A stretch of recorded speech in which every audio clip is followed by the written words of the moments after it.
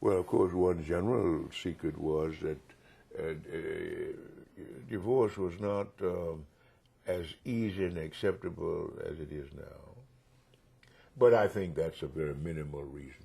I think there's far more than that.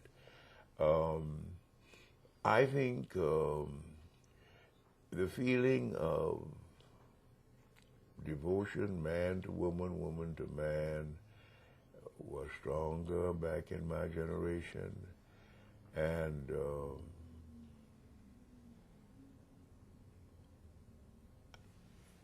also, I think now there's an idea, well, if it doesn't work, I'll get out of it. And if you go into a marriage as delicate and complex an institution as it is, figuring on if it doesn't, you're likely not to. You're likely it won't, because it is the most intimate relationship in the world. And if you go into it feeling, well, give it a try.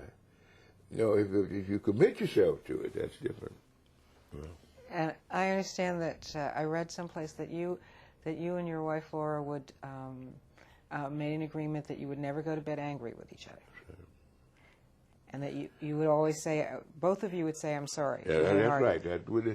And there again, there's a loss of civility in our whole society, so that people it's a meism, and people are much slower to confess their own fault. And I think all this has to do with it. I think also in our marriage, and with my wife Phyllis now, and with any marriage, that 2 rooms are a wonderful thing, because if you've got to stay in 1 room, but if you can walk out, you can get your sense back. So one of the things to think about is if you're having an argument, yeah, get out. Yeah. Get out. Yeah. Who gets to go to the other room? Well, you can't both go. That is the next problem. Both don't want to go at the same time, because you just transfer the venue of the trouble. Absolutely. Yeah. There's a great unwillingness in our society today to say, "Well, I'm sorry. I shouldn't have." And it's I don't know how to express it except that it's meism. It's me. That's all that matters. Me. And I also understand that your wife, at least initially in your marriage, your wife had something of a temper. Yeah. And she did.